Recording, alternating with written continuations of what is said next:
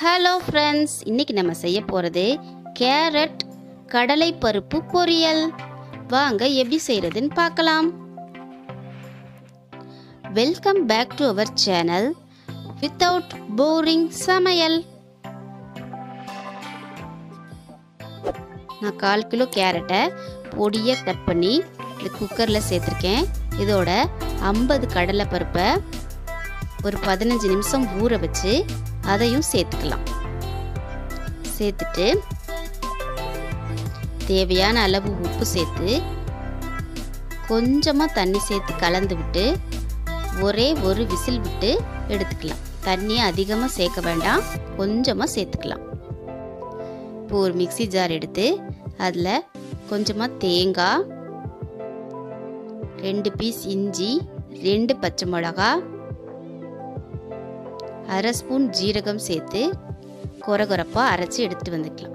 இப்போ குக்கரில் ஒரு விசில் வந்துருச்சு பாருங்கள். தண்ணி எதுவுமே இல்லாமல் சூப்பராக வெந்து வந்துருச்சு. இந்த மாதிரி வேக வச்சு எடுத்துக்கணும். இப்போ ஒரு பேனில் 2 ஸ்பூன் ஆயில் சேர்த்துருக்கேன். ஆயில் சூடான பின்னால் அதில் 1 ஸ்பூன் கடுகு உளுந்தம் பருப்பு, தேவையான கருவேப்பிலை சேர்த்து நல்லா கலந்து விட்டுக்கலாம்.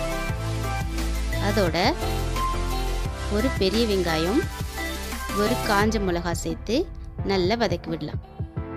இந்த மாதிரி பொரியல் செய்கிறப்போ நேரமும் ரொம்ப மிச்சமாகும். ஈஸியாக டக்குன்னு செஞ்சிடலாம்.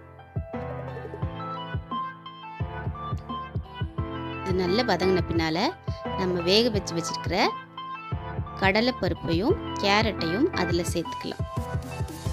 கடலை பருப்பு ஊற வச்சிருக்கனால ஒரு விசிலில் கேரட்டோட சேர்ந்து ஈஸியாக வெந்துடும். பாருங்க, இந்த மாதிரி மிக்ஸ் பண்ணி விட்டுட்டு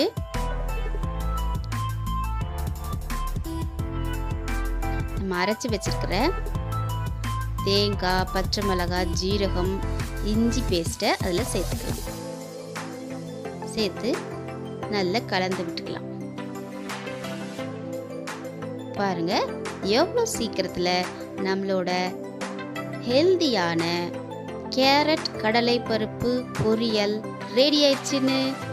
நீங்களும் இந்த டிஷ்ஷை ரசித்து சமைங்க, ருசித்து சாப்பிடுங்க.